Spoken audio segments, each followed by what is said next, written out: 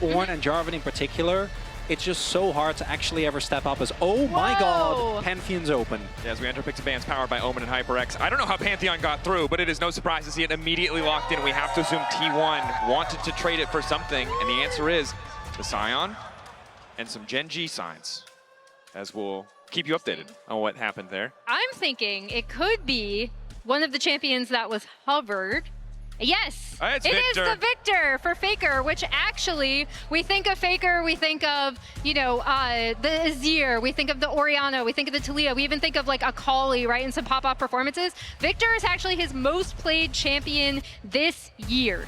Ironic that Chovy has the highest profile clip of him at the end of the base in T1. But I think that this, again, we said it at the start of the series, and it will continue to be a theme. T1 is going to just blind comfort picks for Faker. They do it here with the Victor, and we do see Chovy going towards the Galio here. The Galio-Pantheon combination in side lanes.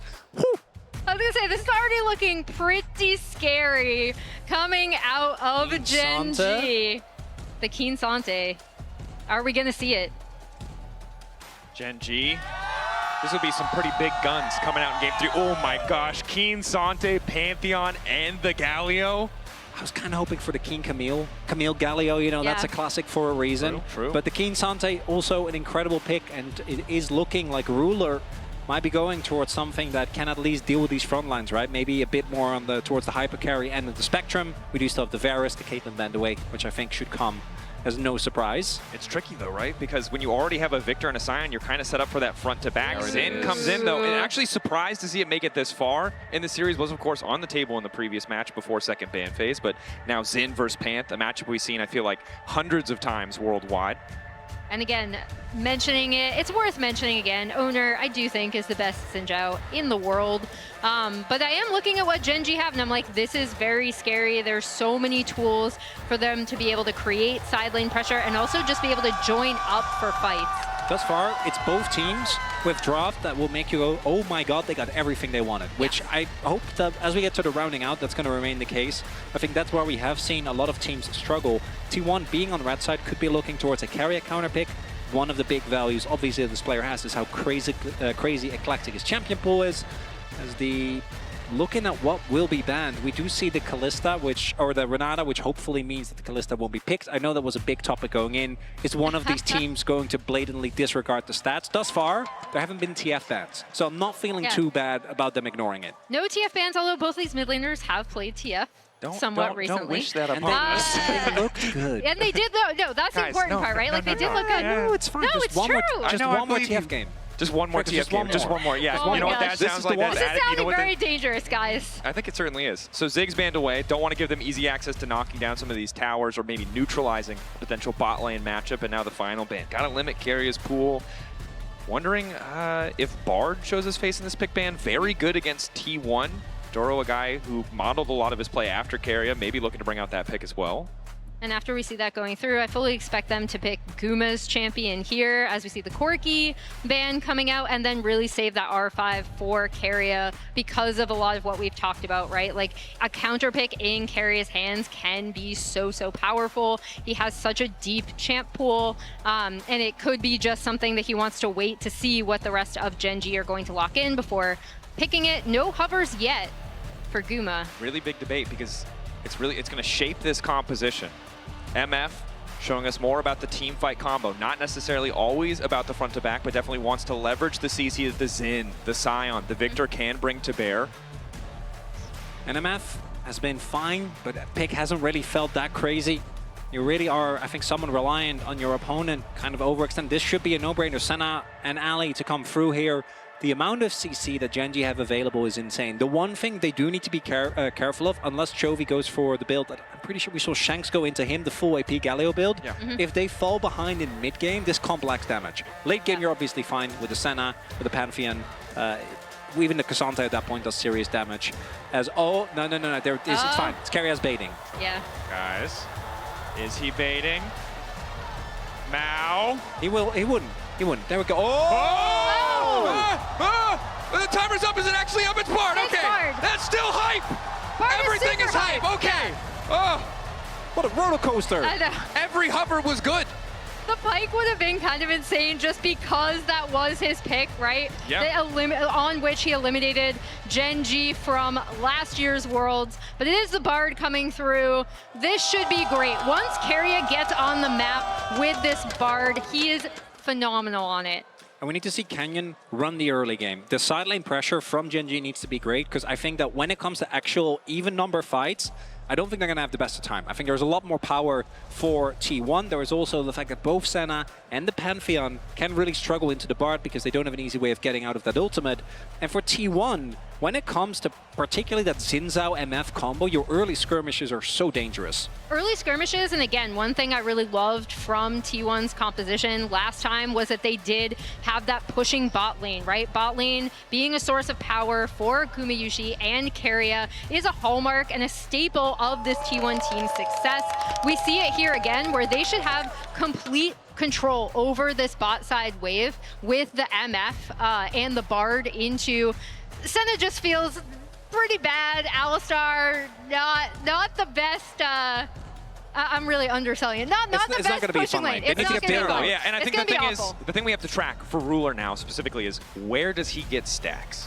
Because Yep. normally you really want to see a matchup where you can kind of free fire, you get those autos down. We've seen a lot of teams at this tournament struggle to find the right lane assignments to ensure that the Senna can stack up, scale up, because that range advantage as you go later in the game has the potential to be big, and you don't want to be approaching a late game situation where Faker on this Victor gets to play against so many short-range champions.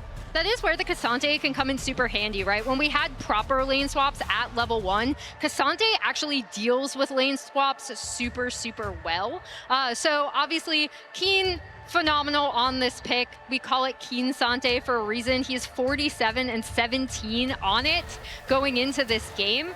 But that is, I'm also super curious to see the lane assignments if the Senna ends up really falling behind, if Gen.G try to swap out of it. The other big thing is punishing the Scion blind, right? You really want to be able to shut that pick down, because so often we've seen aggressive top laning option, Scion comes out, and even though you get that early gold lead, it doesn't matter. And it was a similar story for last game, right? It was the Rumble, absorbed the pressure on the Ornn for the side of Dorn, is set up to kind of do the same thing here and just try to outvalue in team fights, as we do have a bit of a pause for a peripheral issue, and we'll keep you updated if there's any more news. Now been resolved. Vancouver ready for game 3, 1-1. So far, winner here moving on to match point advantage in the series. Gen.G with a lot of tools.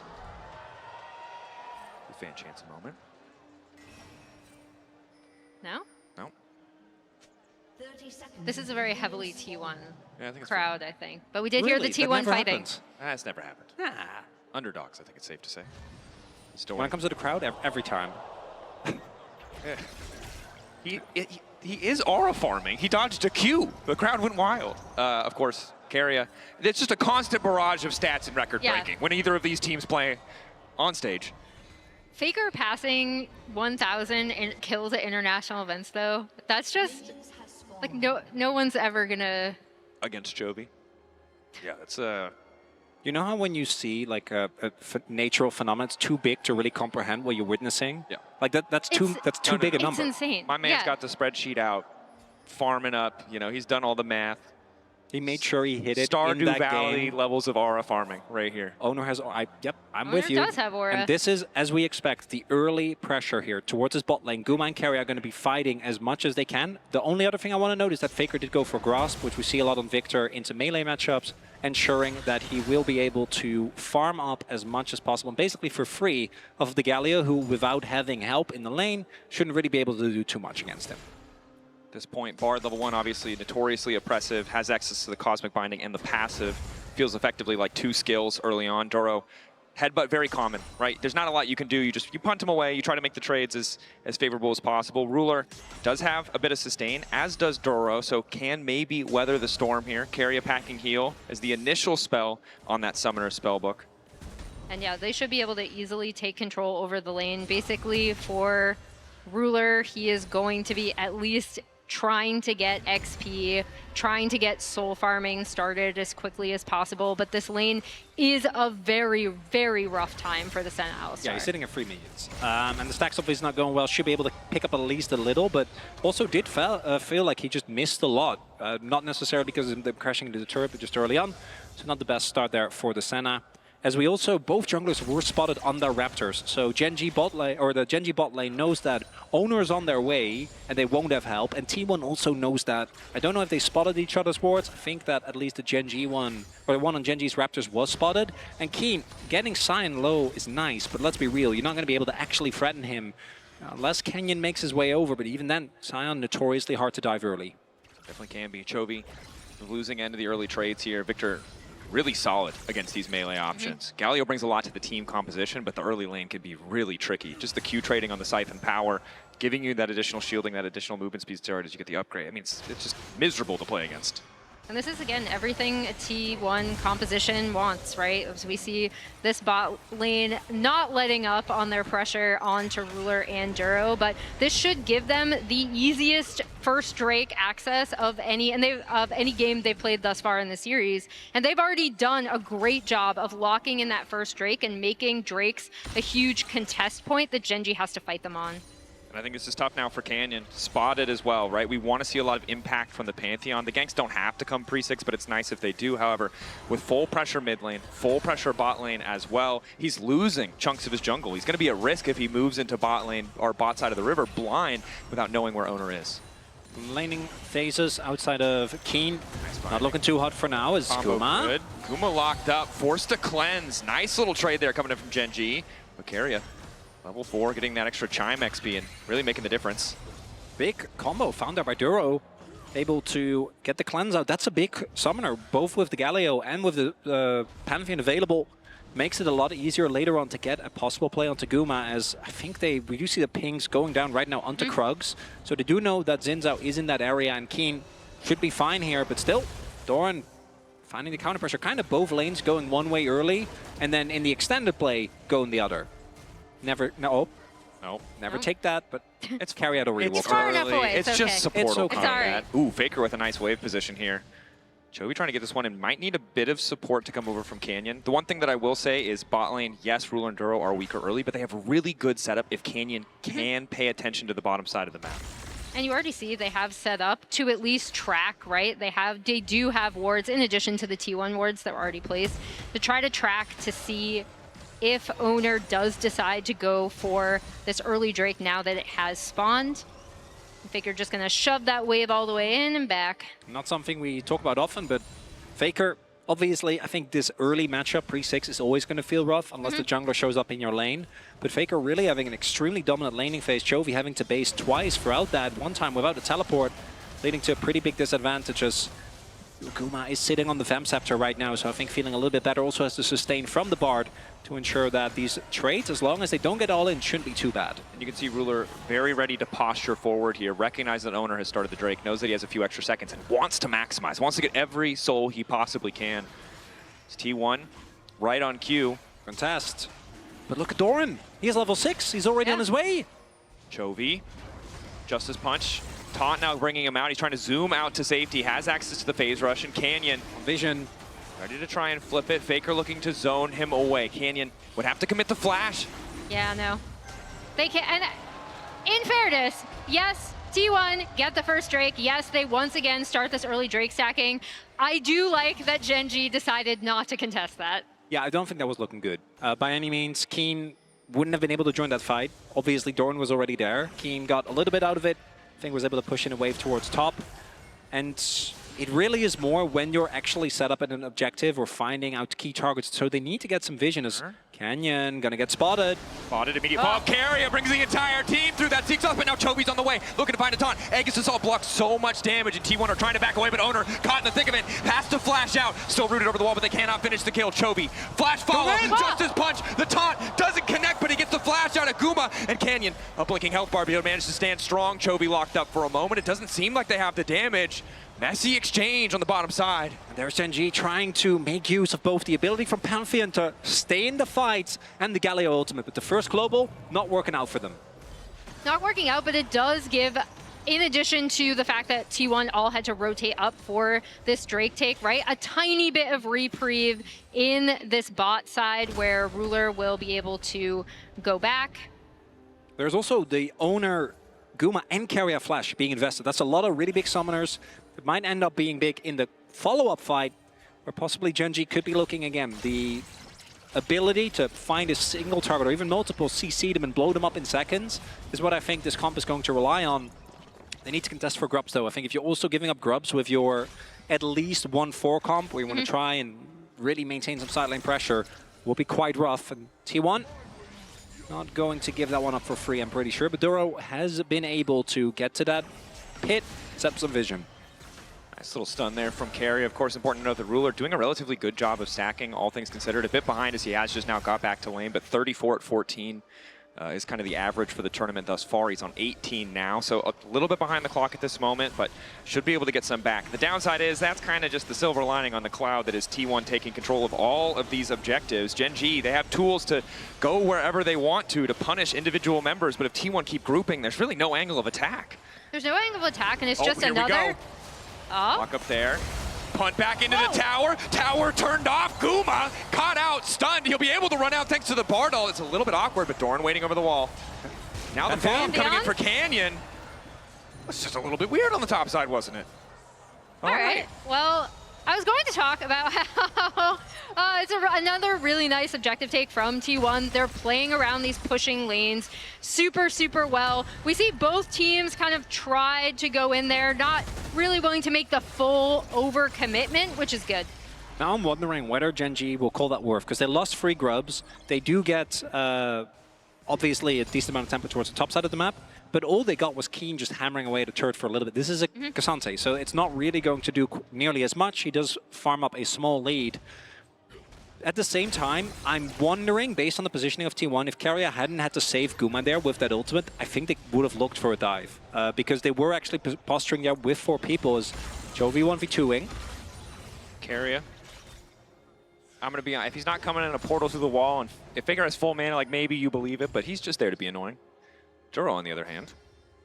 That was a really nice recognition of how he could punt Guma back, right? Like, and that actually changed that entire dive and stopped it from potentially being a really, really big success for T1. Yeah, and that's the thing you have to be aware of, right? T1 we've seen in so many of the series they've played thus far. If they get a small advantage, they'll always try to reach for that little bit extra, and if you give it to them for free, you'll fall behind so damn quickly. Keen, knowing he's stronger in the 1v1, has the Sheen. Ulti there, but Doran happy to just trade back and survive. However, it's going to make his reset that much more difficult. May need to use the TP to come back to lane as we see Chovy and Faker continue to trade in the mid lane. We saw Chovy also roaming over towards the top side. So if Doran doesn't ult there or somehow Keen gets in front of it, could have flashed but didn't choose to do so. Could have been a kill angle, but with Doran also having flash, maybe not wanting to risk it, does mean that Keen maybe is an angle to try and look for some damage on the turret as well. Root there. Duro stepping up, but again, I think content to just farm. Ruler crossing the 20 stack threshold, grabbing what he can, but it's Cole for Guma. Clearly very aware that it might just be a battle of scaling and farming up. Want to highlight that Chovy also has equalized most of the gold, right? The lead has been mitigated. Ever since he got his Spectre's Cowl, the trades haven't been nearly as Faker favored. TP topside, it is just Keria. Hello. That's Bard, come on. Is that what Bard sounds like? He doesn't have a voice. I mean, but he doesn't have a voice, but if he did have a voice, you could be the voice tell for Bard. me that he wouldn't sound like that. Yeah. It sounds like not a the Bard wise, vibe? it sounds like kind a of the wise vibe. old It is the owl. vibe. It needs to be infuriating. It does need That's to be what it infuriating. needs to be also about. kind of be tilting, good. yeah. Yeah. We need to hit the wholesome version of the Korean Lysandra voice, you know? Needs to be very loud, needs to be omnipresent. Keen, yeah. hoping his jungler's omnipresent, because he's going to be in trouble now. Portal through the wall.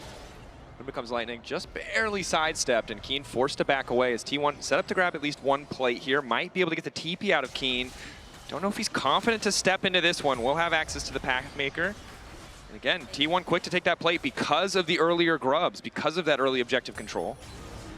Yeah, he's going to be able to take that. Meanwhile, Canyon is on this Drake on the bot side. Doran is going to kind of scout that out, but not really going to be able to do anything to contest. So good from Gen.G to recognize, again, this is a window to get onto that Drake, and also good use of their pressure from T1 on the top side and really using this MF. The way I separate like good MF teams from bad MF teams is you need to use her and rotate her around to do turret damage, right? And that was a perfect example of how they used her pressure well.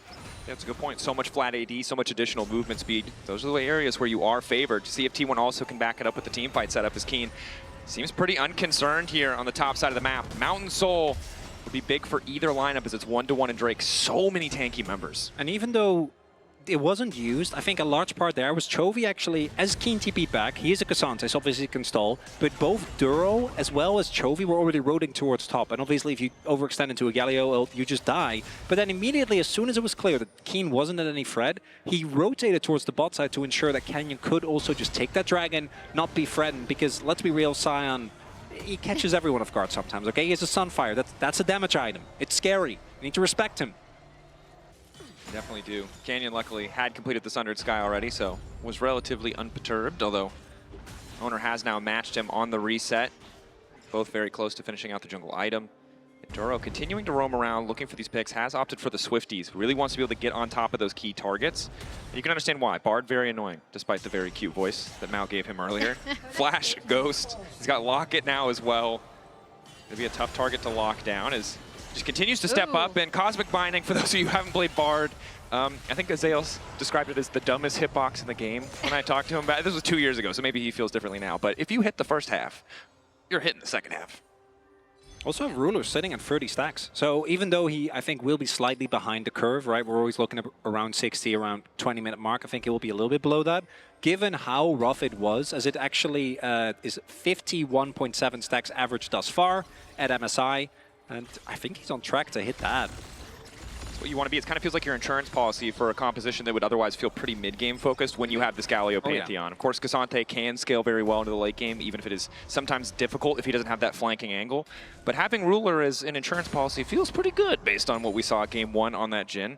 Especially since, again, T1 have like the tiniest of gold leads, but they haven't been able to have the same early impact that they did around their pressure lanes earlier in the game. We'll see if they're going to go for this Rift Herald, though, which is about to spawn in about 20 seconds. I do want to highlight as well, T1 have been doing a really good job of ensuring that they know where the globals are, right? So both Pantheon and Galio, if they ever walk anywhere near those wards for a decent amount of time, you'll know that at least on that side of the map, you can't really make a play. The vision towards the Herald, though, not looking too hot here for T1. The carrier now does get control of the area, and Pantheon maybe looking towards a play on bot Canyon. On his way, I think there's still a ward on Krugs. Should spot him, and maybe that is what prompts T1 to go for this objective towards top. Yep, they've already pinged him out. Engage on the bottom side, but giving an opportunity now for Gen.G to move in and clear out some of this vision. This is my LCK. We are 0-0, 15 minutes in. Heck yeah, we are. So how you guys been doing? How's life? Good. I'm doing all right. I mean, we have a fun series going on, you know? Oh, it's good. I'm having a good time. We have the time, so we should check in. Yeah. Crowd doing well? Okay.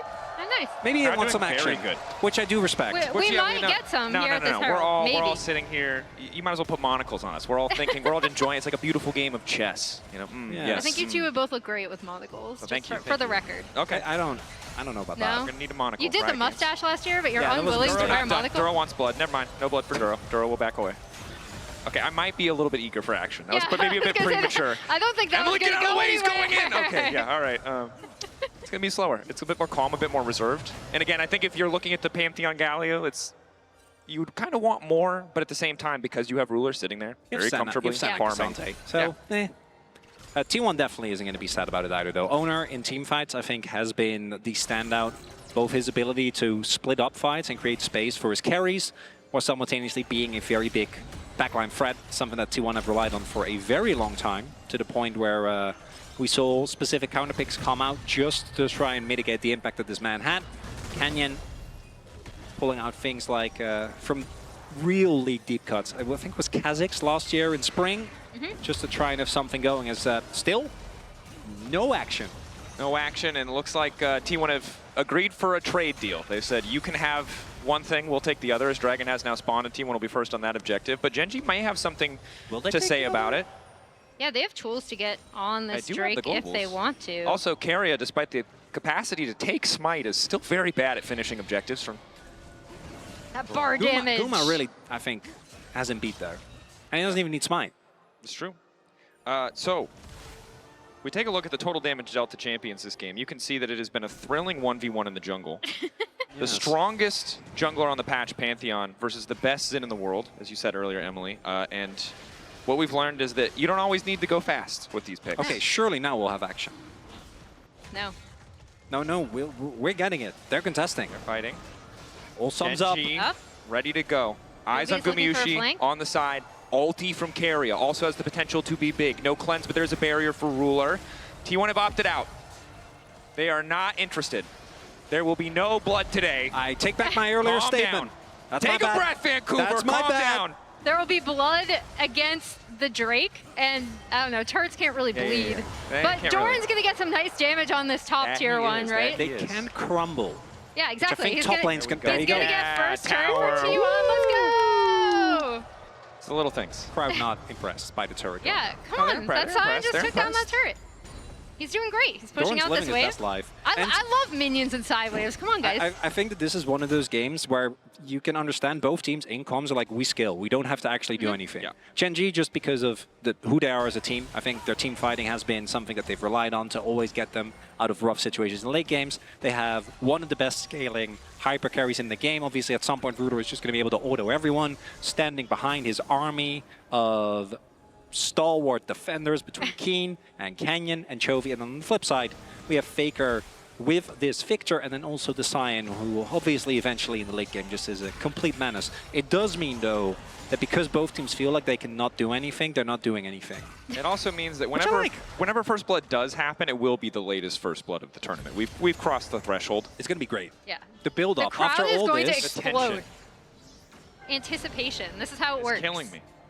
This is great. I'm glad you guys are really getting the authentic I get it. LCK experience. I was going get to it. say something really inappropriate. Well- I'm not going to.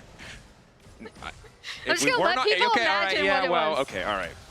If you have a good imagination, you'll be able to figure it out, Okay, guys. Emily. All right, you're out of control. this is what it In does. this We need game? action. This is how we're losing our minds. Where is? All right, Carrier, come on. I know you have a good ult in you. all right. Duro, they're not going to engage, Square right? up. Because we're We are waiting. We're waiting killing wards. for, and also First Doran. as I no, that this is Wet two noodle tanks. Don't fight. don't be fooled by this. The wet noodles this are isn't fighting. real. No. Max, I need a fix. Dracos? Okay, I need a little Dracos, bit. it's not real. I need a little I'm telling bit, you, little bit of fighting. Because of the globals, T1 also doesn't feel incentivized to go for fights unless they are actually 5v5ing. Okay, because so Yeah. who is this better for? wow, no, that depends on. we've It just- depends, gets it the next Drake. honestly They're depends handshaking. on the first fight. Okay. And also, like, this, yeah, the Drake stacking. Senna's still They're pretty still far good. off. Right, we're only at 45, which is below They, average. they put up the 5. team fight UI as Wait, a Uma over the optimistic. wall. Blue buff? No. Blue buff there. Chovy looking for the engage. Carry ready to disrupt if he can, but they may have just been able to find the pick. That's a two-man, but the ulti's already coming over for Guma. Baker ready to get in the midst. Double flash out. They're going to find that first bubble. Who's going to get it there? Because Doran's still alive. Down he goes. Chovy gets the first blood. Mayhem for a blue buff. Not what I saw coming. First blood found by Gen.G. Kill going over to the Galio. As Vancouver goes wild, and now maybe this is the punch that Gen.G was looking for. Herald dropped. Surely now that there's been some blood in the water, both teams ready to fight. Surely all of those cooldowns. No, it's just one kill. All right, here we are. The tension Got your one kill, right? continues to grow. We got some Chovy. damage on mid tier 1. Yep. Yeah, and this is just Owner being on that ward and then Doran heading up. Chovy immediately recognizing that he can jump on. And then this Cassante coming through. The big thing is the MF ult doesn't actually reach to do all that much damage. And then, yeah, And in a crazy twist of fate, not the champion, the little bit of trading on the bottom side did matter. Actually did. Yeah, that's my bad. And I want to go back to your question, Dracos, which with this composition, it really depends when you're talking. I think if you're talking once Faker finishes like a death cap, right, once he has void stuff, like the free 4 item point, I think T1 is going to be feeling great in these fights because they have a front line that's extremely hard to get through. They have really good pick potential with the Bard and also with Owner being able to get into the back line. But if Ruler reaches like 100 plus 120 stacks, yeah. I think that Senna, with the comp that Gen.G has, just doesn't die. Because I want you to, again, look at how much CC, disengage, peel, and protection there is to set up the Senna to succeed. It's Yeah. definitely a threat, a force to be reckoned with. It's a But, hypothetical. what happens? You're like third, fourth item. Now he's on 2. Emily, what are we doing until then? Is it just as simple as objective contesting? Look, Otacon is up. We're a few minutes away from Baron. 45 seconds on the Drake. It would be soul point for Gen.G. Surely we Gen.G are have gonna to do fist Otacon, fight. and then Yeah. we go 2 and 2 in Drakes. then you just trade. Just trade. This stalemate can go on for a very long time. And you know what's going to happen? We're going to get one team fight. 35 minutes, game's done. I've seen both these teams do it. I've seen T1 do it. It's very charitable. I'll take the rest. Multiple international games where I'm like, oh, I don't know about T1. And then they win one fight. It's a clean ace. Game's done. Gen.G have a habit of this as well as TP comes in. Drake, 10 seconds away. The later we go, the higher the stakes gets on these fights. You can see the vision beautifully highlighted by the observers. Gen.G trying to take mid-prio first, but T1 happy to play for that little bit of chip damage. Again, these small advantages before fights really can start to add up. The good news for Gen.G, Ruler is there, has that healing. Can't stop this poke from having much of an impact. Ruler doesn't have his flash available. Canyon That's actually a big cooldown. Potential flank, even though he will be spotted on vision very easily. Furiously pinged out. T1 ready for the ulti if it does come down. Keria has to be a bit careful here. It does have Celestial opposition. Keen just barely not going to get hit by that decimating smash. And Gen.G really unafraid. Taking control of the river. And T1, they do actually need to fight this. If Gen.G goes for Otacon, you can trade, but you can't afford to give them Soul Point this early into the game. Ruler close to 60 stacks as well. Also just baseline individual Mountain Soul or Mountain Drake value is so high for Gen.G. It is. And again, none of that poke sticking. You can see Ruler just keeping Chovy topped up. Nice back step. Used by Doran. Ready for the fight. T1 know how important this is. They're willing to give 500 gold in the back pocket of Doran, just have that extra little bit of power in the fight. Trying to take control, careful about walking into the choke point. Eyes on Guma and the ulti here. Excellent interrupt from Keria to stop Chovy from getting that taunted, and now they're stepping forward. Ulti, fantastic follow, and now there's going to be no way out for Ruler. He doesn't have anything left. There's just enough shielding to keep him standing. Ruler lives, and now the fight breaks out. Keen in the midst of the entire team. The Cassante ready to pop off. Guma can't get any damage down, and Gen.G weather the storm of T1. Ruler stays standing, and Faker and Guma are not enough to turn the fight back. They keep most of their members, but they'll lose the Drake. And on the back half of that fight, Duro with the Alistar coming up clutch, right? Really stymies Gumayushi, and he's unable to get that like really fat MF across. The bodyguards do their job, because despite a great ultimate with no flash available there, as hold that thought. They found another. It's just the Canyon ult. Yeah. He's not ready for it. That's the Pantheon Galio combo. I hate that I was right, but we're currently sitting at 3.4k gold lead, Soul Point for Gen.G. Ruler has hit his stack break point, and I'm pretty sure he's going to get the next item soon as well. You can see Canyon could have reset. He opted not to. He walks right into that bush because he's ready for the potential 25-minute instantaneous start of the objective. Admittedly, the T1 composition not the best at burning it down quickly. They don't have that attack speed 80 carry. They don't have the Azir as Duro may be forced back, but Gen.G giving that respect, and yeah, wow, I think you nailed it. That single fight feels like has put Gen.G in firm control of the game, and it's on T1 to try to outplay or find a unique angle to get out of this. This game is kind of a microcosm for what we've seen all series, right? When one team is able to set the map in their favor, it then becomes, because they know each other so well, really difficult for the other team to be able to counter. We saw it in the last game where T1 were just attack anytime Gen.G would try to contest for anything. They really punished them hard for it. Now Gen.G have the potential to just really set up the map how they want, continue to get this Senna kind of scaling infinitely, and be able to force T1 to face check them when it comes to objectives. Keria on the retreat. Faker getting closer to a third item, maybe where that damage starts to get a little bit stronger. And he needs to go towards what I imagine will be a Void Staff, because he needs a form of Shred, because otherwise you're not going to get through Gen.G already, but let alone when they're able to actually get this Mountain Soul. And I'm telling you, Mountain Soul Cassante, particularly on Keen, that's not something that's going to be fun to play into. And again, to me, the fact that Gen.G have two semi-globals, I think, is such a big deterrent for T1 not trying to go aggro in this game the way we've seen them do in basically any other game in the series, right? Even though it didn't work in game one, they were still really aggressively trying to set that pace. I think they have the tool with the Bard and the Xin Zhao, but if you make one misstep into this Pantheon, into this Galio, as we could see, game becomes so hard to play. And credit to Canyon finding that mid lane pick, playing well in the previous fight, right? The game from Pantheon in general was so quiet early on because of the lane prio that T1 had put together in draft, because of Gumayushi and Keria and Faker really all having that push out, but managed to weather that storm, managed to find the angle. Did take a bit of time, but now that they've got that fight, very much favored in gold. You can see a little bit of vision in the Otacon pit, also making sure that they feel comfortable that T1 isn't going for some kind of crazy steal. Yeah, and we see both teams kind of fighting around this line of vision in the river. Kian has kind of been continuously pushing on this bot side. Gen.G have slowly been chipping away at that mid tier 1. I think they definitely like to get that down potentially before contesting this Otacon, but also Drake is going to be up in 2 minutes, and that's going to be massive because that's something that T1 have to contest them for. I want to highlight with Ruler, as long as he has his flash, I think making plays becomes so hard. Unless he massively missteps.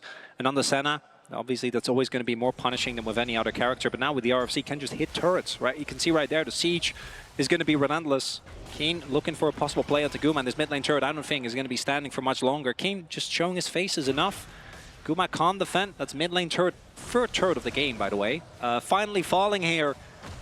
And Gen.G, their only job is keep Ruler safe, because I do think that if you do lose Ruler, this composition just doesn't have the damage to actually go toe-to-toe with T1. You're not going to be able to kill Owner, you're not going to be able to kill Doran.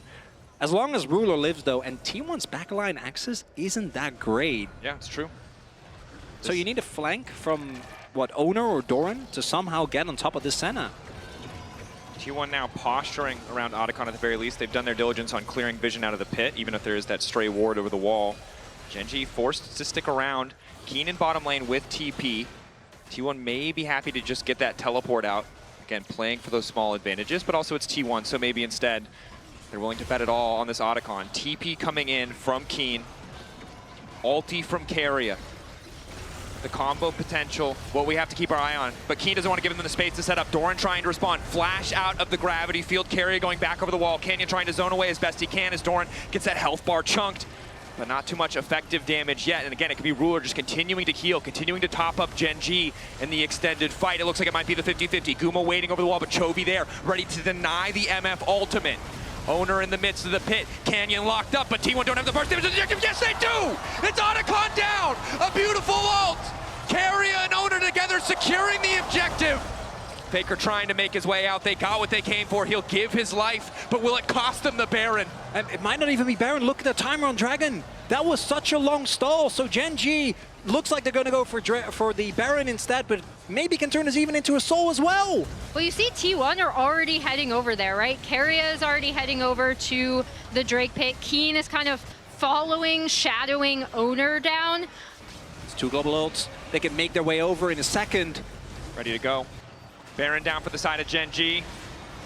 Next fight. There we go. And they go. Zoro ready for the follow-up. Keria trying to go in. Ulti coming in for Guma, though! He lines him up and he tries to knock him down, but in goes Canyon right in the nick of time! Descending from the skies, denying T1. Canyon immediately recognizing that he needs to drop directly into that backline. That is Mountain Soul now. It is a Baron. This game is looking really tough for T1. And despite that fight towards Otacon, the play with Keria taking out the enemy jungler, Owner being able to secure the smite, the stalling from Gen.G was the big factor there. The fact that Senna kept them top, and that even though the objective went down, I think Gen.G are going to take that trade any day of the week. Gen.G, the masters of these wars of attrition, playing for those little sums. Obviously not ideal to give up the Otacon, but recognize that those health bars are low, that the advantage is theirs, and push it to the fullest extent. 8K gold lead, Baron power play. Yeah, Keria can stop it back here, but there's no threat. Can't even do that. Can't even get through the mountain shield. Mountain shield blocking it there. And Gen.G's patience is second to none, as the priceless moment of the game is Gen.G have already gotten themselves a fight lead, were able to take down the enemy jungler at the beginning here. There's no Faker. They just don't have the necessary damage. And with that soul, I think Gen.G is about to go up to match point here in game number 3. Yeah, and there you saw, again, Canyon really recognizing, okay, the one damage dealer that can potentially cause us problems is Guma. Jumps immediately onto him in the backline. That's what we talked about with this composition. The backline access coming out from this Galio Pantheon combo in tandem with the Cassante, with the Alistar. Pretty much every champion in this composition has the ability to dive either Faker or Guma on the backline of a fight. Area. Set up a portal there. Gen.G ready to maybe take it. Will let cooler heads prevail as they just continue the siege on tier 2s, and this is where it gets difficult. I think just 5 minutes ago, Chronicler, you mentioned the ability for Ruler to siege solo, but now has the entire team there to back him up. Only 50 seconds left on the Baron, so just this wave and the next, but T1 need to hold on. Lockdown onto Keen, exhaust there, he's unstoppable, just a use of the Pathmaker. Decent damage, but again, the ulti over the top from Ruler. They just don't have the damage. Even getting through the Mountain Shield alone took them a bunch of cooldowns. Kenya goes in, quick ulti out, and now the response coming in. Good damage, follow-up, Keen, knocked up! Owner finds the angle, ulti over the top coming in for Faker. Ulti not going to connect from carry, but it might not matter. Chovy trying to keep this one going, though. Massive damage going in for the Galio. Canyon living for an extra moment, but Owner finds another in the clutch. Chovy going back in for Guma, though, and Ruler's still alive. The Senna's still alive. T1 need to take down Ruler, but they're out of cooldowns. They're out of damage, and they're out of hope in this game 3. Faker barely living on the back half of that, but you're absolutely right, Dracos. It's Ruler. He is the main carry that you need to take out. Oh, Chovy gonna clear out that ward, doesn't end up finding Faker. He doesn't know, doesn't actually get it. Gen.G, I think, have actually lost games right there in that earlier spot as Duro and Ruler decide not today. They did get the flash onto Ruler. This was a big overextension from Gen.G, and this is, I think, with T1, another reminder, cannot underestimate them, cannot give them an opening. The damage is still there. Death cap is about to be done for Faker. Guma's sitting on free items. I think Gen.G is not going to give them an opportunity like that, but in 2 minutes, this Baron, if Gen.G can somehow walk into a choke point versus 4 people again, might be an angle for T1. I don't think they should be allowed to leave the base, though. I don't think so either. But again, you highlight the death cap. Guma starting to really hurt in the context of these fights. Carry with the Bard ult is the perfect setup. While everyone on the team on the side of Gen.G can do what they want to try and disrupt T1 from getting onto Ruler, if he gets caught by that ulti, and anyone on T1 is in a position to follow, he is very, very squishy, very vulnerable. The locket will not be enough, nor will the barrier. And those are the kind of picks that T1 are going to have to look at, because if they take out Ruler, then Faker takes over, right? Then Guma takes over. We just saw how much damage can come out of these carries when they are able to actually get any sort of access. Over the wall. Again, don't want to give them the chance to breathe. Canyon stepping pretty far forward, but Carrier still has access to his ultimate. We do have Chovy rather also finishing his death cap himself, so isn't just Faker that's sitting on that item right now, 4 items for him. And this is the real issue for T1. Outside of a Bard ult, you're engaged. Pretty telegraphed, Owner jumping in, Doran going in, even as a sound cue is desperately trying to hold on. TP in from Doran. Owner kicking things off. Third auto primed and ready to go. We'll just back away. T1 want to hold on to as much of their base as they can. As long as that inhibitor doesn't fall, they're in an okay spot to potentially contest the next objective. Owner trading blows, tries to make his way out of the taunt. Duro on the way into the mid lane. Finds the lockup, and Owner in trouble now. Forced to flash back into safety. Keen immediately into the back line. Gumayushi has a decent angle to get things kicked off, but it might not matter. Keen doing so much work. 2v1 against the T1 carries. Doran dies in the blink of an eye, and Gen.G go for the throat. And that's the exact backline access we were talking about with this composition. This should be the backbreaker. This should be game. After this, Gen.G are going to be on match point. Slow, steady suffocation from Gen.G. A single fight is all they need to turn this game into not a lot of opportunities for T1. The T1 gonna have to watch their Nexus falls as Gen.G go up 2-1. Locked up, knocked down. Gen.G slow, controlled, confident, move on to match point. Love the little cheeky Samsung flash from Ruler at the Nexus. That was fun. 2017, yeah. Well, at the end of the day, we've talked a lot, we've shouted a lot.